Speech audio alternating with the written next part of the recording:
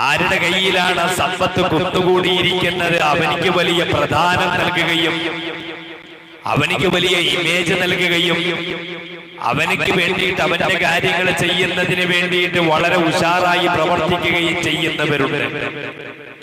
പാവങ്ങളുടെ വിഷയം വരുമ്പോൾ പിറകോട്ട് പോകുകയും ചെയ്യുന്നവരുണ്ട്. എന്നാൽ ഒരാളുടെ ഇമേജ് എന്ന് പറയുന്നത് അയാളുടെ സമ്പത്ത് ഘടനയല്ല, അയാളുടെ സമ്പത്തിന്റെ പിൻബലവുമല്ല. ഒരാളുടെ ഇമേജ് എന്ന് പറയുന്നത് അയാൾക്ക് നല്ല സ്വഭാവമുണ്ടോ എന്നതാണ്. നല്ല സ്വഭാവമുണ്ടെങ്കിൽ അതാണ് ഒരു മനുഷ്യനെ സംബന്ധിച്ചിടത്തോളം ഏറ്റവും വലിയ ഇമേജ് എന്ന് പറയുന്നത്. സമ്പത്ത് എന്ന് പറയുന്നത് അതൊരു കിളിയെ പോലെ സങ്കല്പിച്ചാൽ മതി. സമ്പത്ത് എന്ന് പറയുന്നത് ഒരു കിളിയെ പോലെ നമ്മൾ സങ്കല്പിക്കുകയാണെങ്കിൽ കിളിക്കൊരു സ്വഭാവമുണ്ട്. ഇന്ന് ഈ ഒരു ചില്ലയിലിരുന്ന നാളെ മറ്റൊരു ചില്ലയിൽ ചെന്നിരിക്കും.